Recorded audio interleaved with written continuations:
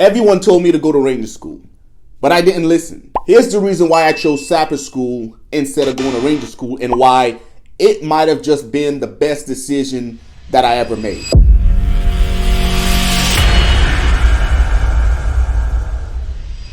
See, Ranger School gets all the hype. However, a lot of people sleep on Sapper School. For me, I chose Sapper over Ranger, as you can see in the plaque behind me. So when I joined the military in 2003, I came in as a 12 Bravo combat engineer. Up over at Fort Riley, Kansas, 1st Infantry Division, all I saw from my leaders were Sapper tabs. And having a Sapper tab in the engineers represents elite status. That identifies you as the cream of the crop when it comes to engineers. Same thing could be said for the Ranger tab in the infantry.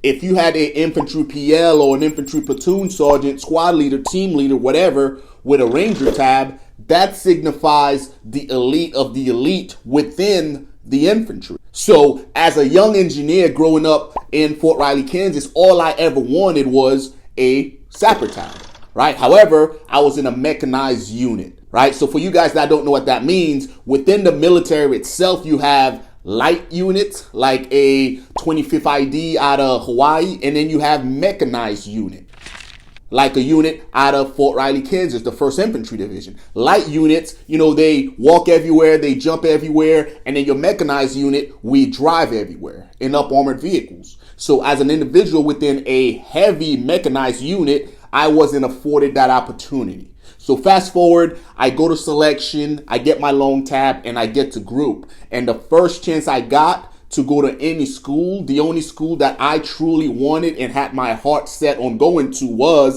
Sapper School. Because that's a school that I've wanted for the past 8 years, but never got a chance to until I got to group. Now, I'm not saying that having a Ranger tab isn't, a phenomenal thing, isn't a good, but at that point in my life, guys, all I wanted was my Sapper tab, because to me as a combat engineer, getting that tab helped me complete my goals and my dreams of achieving elite engineer status. Now, fast forward, I get my tab and I'm back at the schoolhouse as a 18 Charlie instructor, a Special Forces engineer instructor, and all I preached while I was in that course was, as a young 18 Charlie, I recommend bypassing Ranger School and then going to Sapper School as a young 18 Charlie.